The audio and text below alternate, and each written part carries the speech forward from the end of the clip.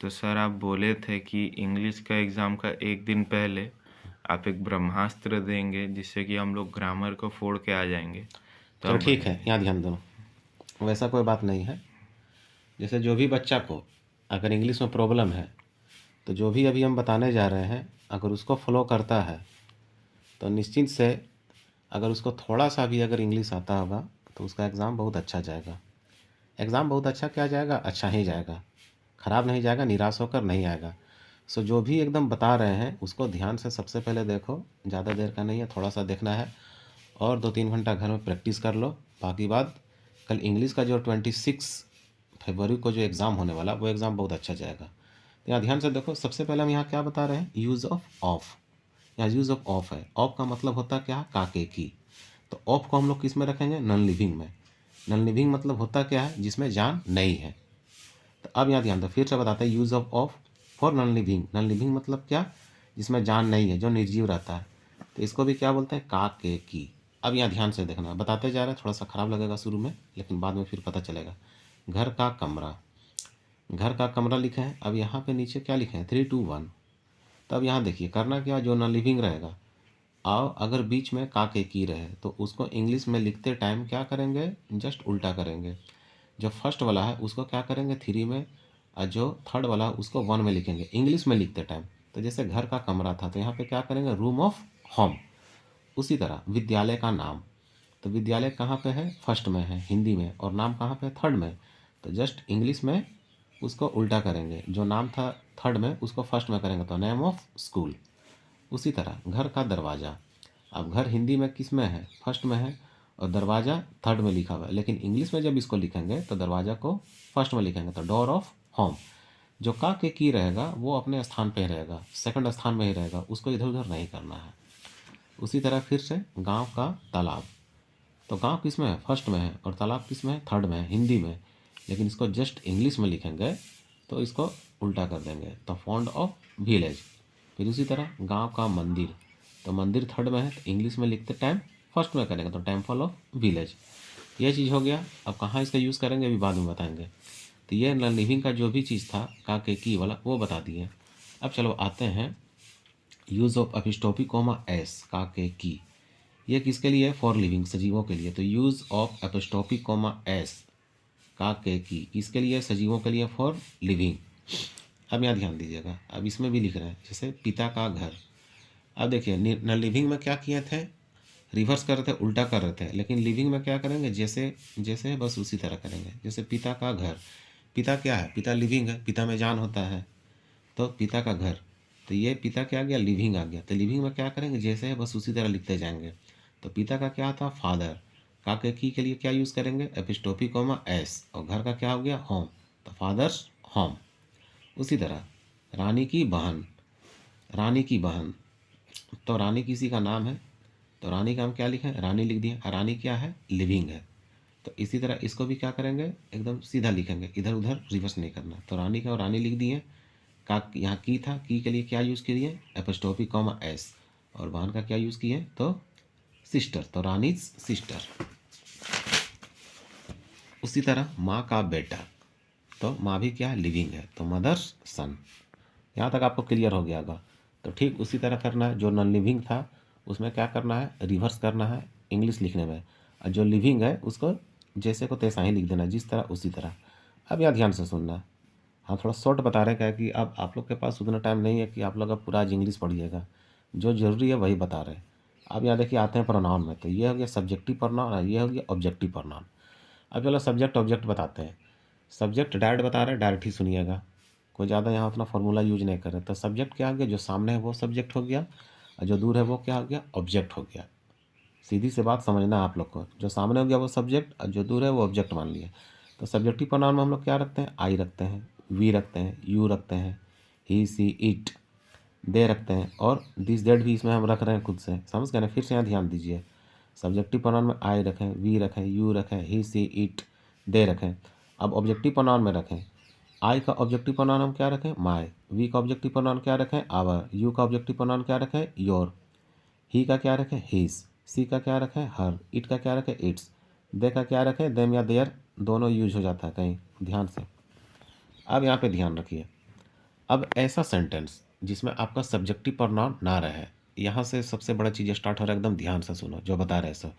ऐसा सेंटेंस जिसमें subjective pronoun ना हो, वहाँ पे हम लोग किसका यूज़ करते हैं? देयर का यूज़ करते हैं। अब जैसे मान लीजिए एक सेंटेंस है, एक घर है, एक घर है, तो यहाँ पे कहीं भी सब्जेक्टिव प्रोनाउन नज़र आया है?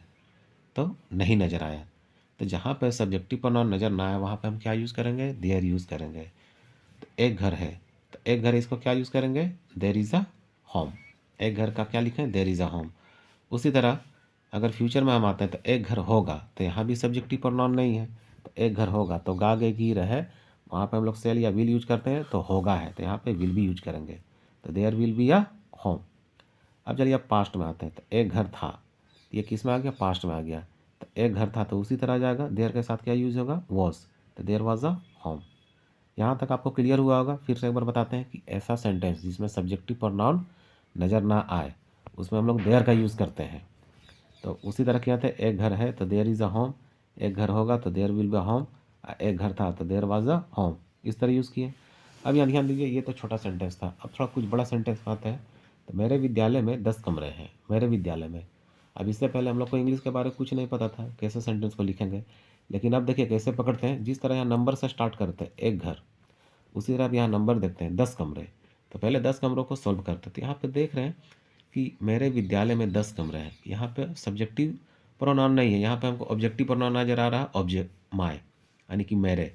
तो यहाँ पे ऐसे नहीं, मेरे देख के ये नहीं करना कि ये सब्जेक्टिव प्रोनाउन है, थोड़ा सा आपको प्रोनाउन देखना पड़ेगा जो हम बताएं, ज़्यादा में नहीं देखना, आज टाइम नहीं है। तो पहले बताए थे कि जो नंबर है वहाँ से स्टार्ट करेंगे, जैसे 10 कमरे हैं, तो 10, तो एक से अधिक है, मोर देन वन है, तो यहाँ क्या यूज़ करेंगे? देयर। देयर के साथ क्या यूज़ करना? आर, इज नहीं। तो देयर आर 10 रूम्स। कहाँ पे? तो मेरे विद्यालय में, तो इन मेरे विद्यालय में, तो इन माई स्कूल। उसी तरह हमारे देश में बहुत तरह के लोग हैं, तो बहुत तरह के लोग हैं, पहले इसको सोल्व करेंगे नंबर से। तो यहाँ पे क्या है कि यहाँ पे सब्जेक्टिव प्रोनाउन नज़र नहीं, ऑब्जेक्टिव प्रोनाउन है हमारे। तो फिर यहाँ देयर यूज करेंगे, तो there are many types of people, there are many types of people in our country. इस तरह ये भी सोल्व हो गया। अब यहाँ देखते हैं, इस घर में कई तरह के जानवर हैं, तो फिर यहाँ यूज करते हैं कई तरह के। तो कई तरह के यहाँ देख लिए, तो इसको पहले सोल्व करेंगे। तो there are several type of animal, तो there are several types of animal कहाँ पे है? तो इस घर में। तो इसका क्या होता है? इसका हो जाएगा दिस, तो इन दिस हाउस। इसका क्या हो जाएगा? दिस हो जाएगा, तो इन दिस हाउस। ठीक उसी तरह उस देश में बहुत सारे सोने के खान हैं, तो यहाँ बहुत सारे, क्योंकि इसमें भी सब्जेक्टिव प्रोनाउन है, तो बहुत से देखेंगे, तो there are so many gold mines. कहाँ पे है? तो उस देश में, तो उसका क्या हो जाएगा? दैट हो जाएगा, उसका। लेकिन यहाँ देखो, यहाँ भी मैं था, वहाँ भी मैं था, तो अगर मैं सामने के लिए यूज़ हो तो इन, और अगर दूर के लिए यूज होता है तो वहाँ पे क्या यूज़ करेंगे? ऑन। तो ऑन दैट कंट्री हो जाएगा, तो there are so many gold mines on that country. अब यहाँ पे चलो बताते हैं, जैसे मेरे विद्यालय का नाम संस्कार ज्ञानपीठ स्कूल है। तो अब यहाँ ध्यान देखिए, मेरे विद्यालय का नाम, तो बहुत सारा बच्चा क्या करता है? माई स्कूल नेम कर देता, तो माई स्कूल नेम नहीं करना है, यहाँ देखो पकड़ना है, मेरे विद्यालय। विद्यालय क्या है? लिविंग है कि नॉन लिविंग है? सजीव है कि निर्जीव है? तो विद्यालय क्या है? निर्जीव है। तो कभी भी, अभी पहले बताएं कि कभी भी निर्जीव का अगर कोई भी सेंटेंस बनाते हैं तो वहाँ पे ऑफ यूज़ करेंगे, और 3 to 1 वाला नहीं लगेगा। तो मेरे विद्यालय का नाम, तो नाम यहाँ पहले आएगा, the name of my school is, SGP school. Clear? इतना करना है।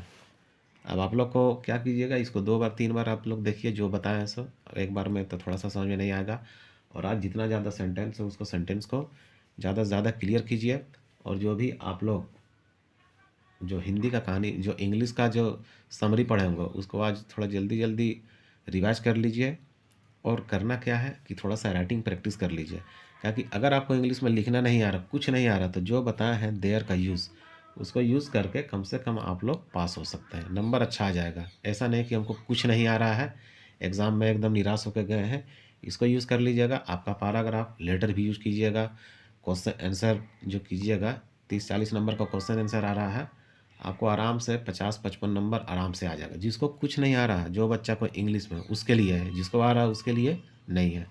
अब थोड़ा सा लेटर में बता देते हैं, लेटर में काम कर देते हैं। लेटर क्या करना है, एकदम शॉर्ट बता रहे हैं, इतना शॉर्ट लेटर नहीं होता, लेकिन फिर भी बता दे रहे आप लोगों के लिए कि ज़्यादा दिक्कत ना।